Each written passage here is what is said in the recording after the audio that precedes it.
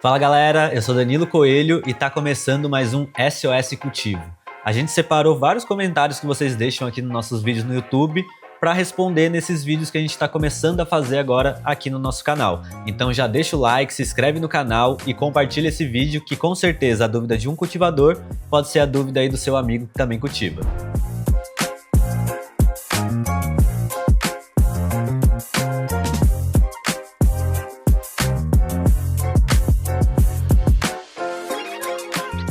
Bom, vamos lá para a primeira pergunta que vem do @Neudivampatias. Sobre a rega, qual o horário ideal?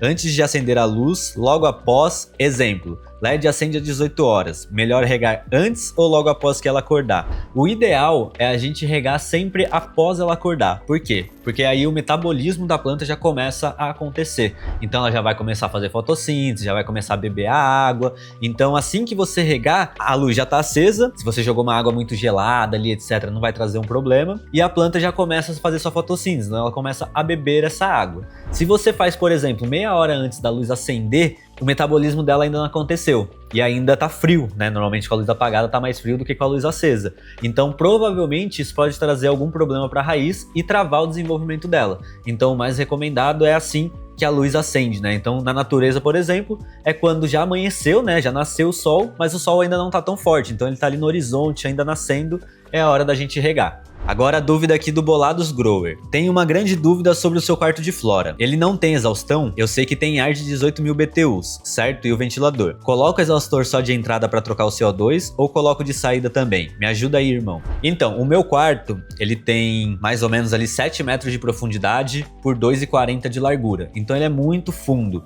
e eu não tenho como colocar a parte de exaustão nele. Então o que eu faço? Eu tenho um ar de 18.000 BTUs, eu tenho um ventilador na entrada desse quarto, e eu deixo a porta desse quarto um pouco aberta. Ele fica aí mais ou menos, sei lá, deve dar uns 10 centímetros da porta que fica aberta. Então eu perco um pouco do ar-condicionado, né, por conta dessa porta aberta, mas eu tenho sempre o ar sendo trocado por ali. Então eu tenho um medidor de CO2 dentro do ambiente para ver se esse volume de CO2 está diminuindo. E ele sempre mantém muito padrão, tá? Então eu não tenho problema de CO2 ali dentro do ambiente. Você tem essa possibilidade de deixar um pedaço ali aberto, ou então realmente você fazer aí a parte de exaustão. Como você vai ter o ar-condicionado e você consegue manter ali o ambiente sempre frio, até dá para você colocar um exaustor só de entrada, mas lembre-se, a planta vai estar colocando oxigênio para fora enquanto ela está fazendo fotossíntese, e durante ela dormir, ela coloca o CO2. Então, enquanto ela está acordada, o ideal é que esse oxigênio saísse também do ambiente. Se você só tem entrada de ar e nenhum buraquinho ali para o ar sair, pode dar algum problema também no cultivo. Então, ou você deixa uma fresta aberta para esse ar sair, ou você coloca um exaustor de saída. A próxima pergunta é do Arnaldo Antunes Moreira 2641. Ele pergunta o seguinte: quando usar ar-condicionado e quando usar desumidificador? Sabendo que o ar desumidifica, não é melhor optar somente pelo ar-condicionado? Então, o ar-condicionado ele realmente ajuda a secar o ar, né? Deixar o ar menos úmido. Mas lembra o seguinte, o ar-condicionado ele tem ali um termostato que quando a sala atinge a temperatura, ele diminui a potência ali do motor dele, né? Do compressor.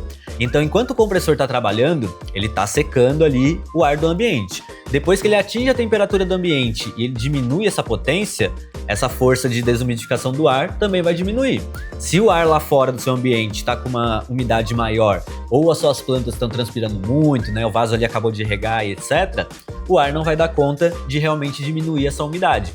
E também, mesmo que o ar esteja trabalhando numa potência forte, mas dependendo do tamanho do seu cultivo, da sua sala, pode ser que o ar-condicionado sozinho não dê conta de diminuir para a umidade que você precisa. E aí vai entrar o desumidificador, porque ele faz um papel realmente muito mais forte de tirar a umidade do ar do que o ar-condicionado.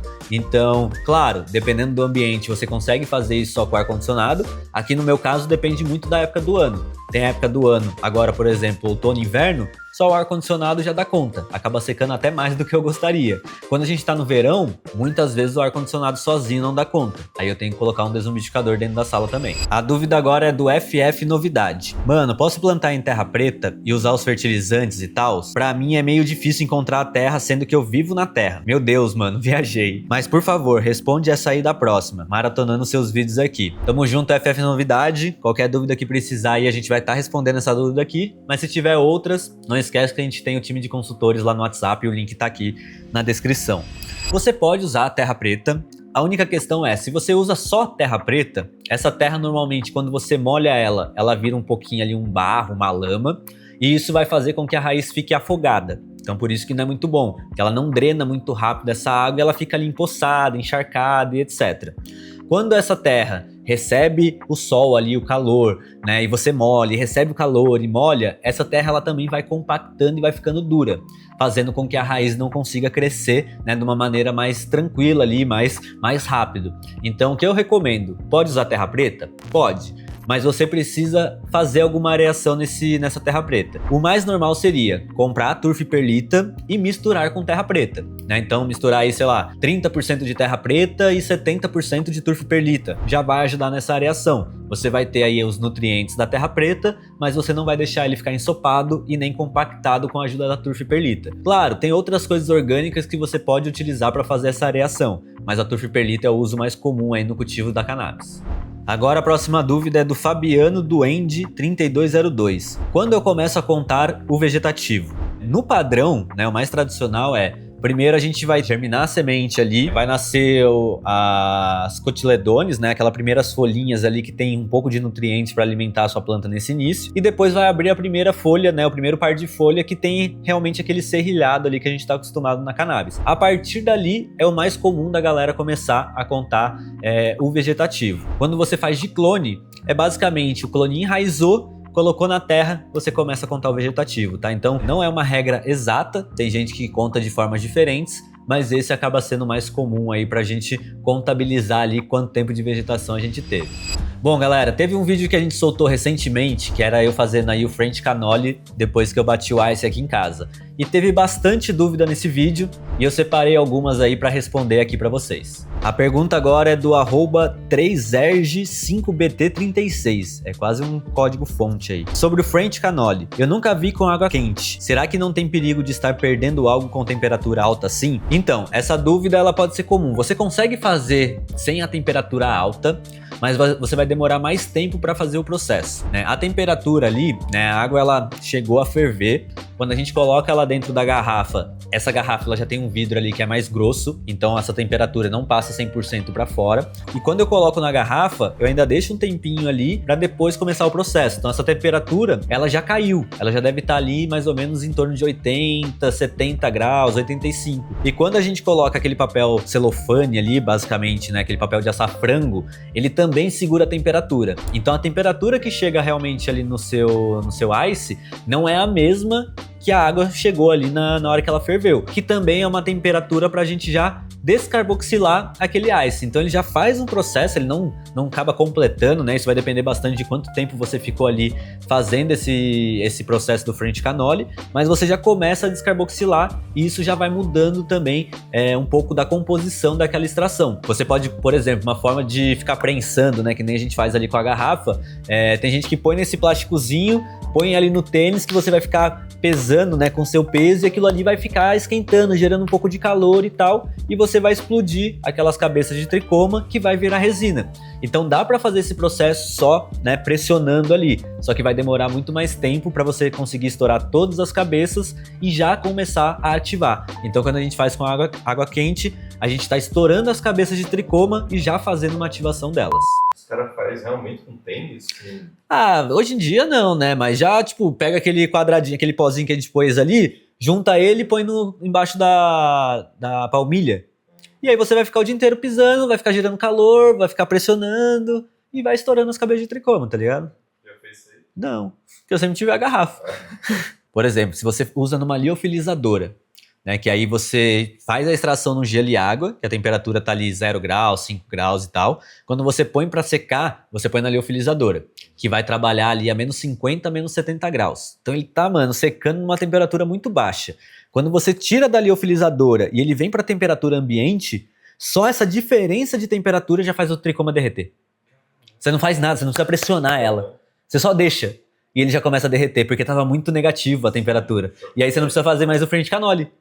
Tá ligado? E ele preserva mais os terpenos ainda, porque você não colocou uma temperatura um pouco mais alta, de 70, 80 graus. Você só colocou 25 graus. E ele já derreteu, tá ligado?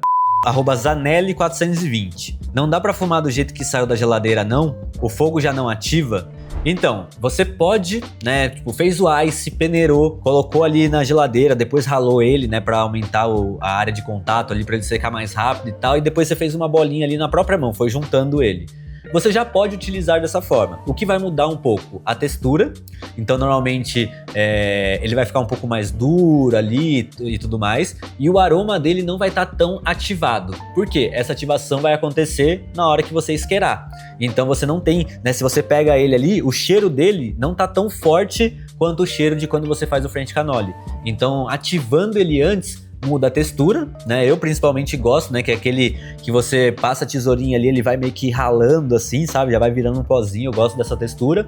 E o cheiro dele também, o terpeno fica muito mais forte. Então dá pra se utilizar assim. Eu mesmo, né? Pra testar ali antes de fazer o French cannoli, eu já começo a fazer uns testes dessa forma. Mas depois que eu faço o processo, pra mim, o gosto fica muito melhor e a forma de textura ali também.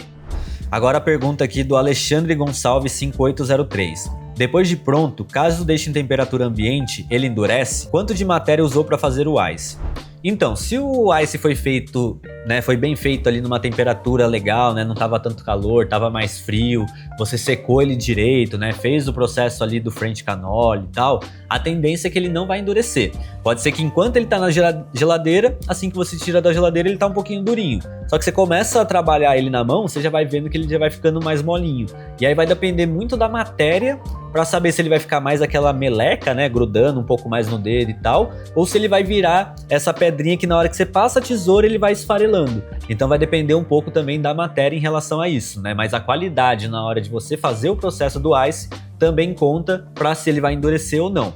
E é isso, muitas vezes ele endurece por conta de temperatura, né? A gente tá muito frio aí, ou ele ficou na geladeira, é normal ele ficar mais durinho. Mas se você ativa ele, faz o French cannoli, depois guarda na geladeira, meu, uma horinha depois que você tirou da geladeira ele já tá mais molinho, você já consegue trabalhar ele melhor, ele não fica duro ali onde você tem que esqueirar, derreter um pouquinho. Então tá muito ligado ao processo do ice e também depois se você fez o French cannoli certinho, se não tem muita matéria vegetal ali no seu ice.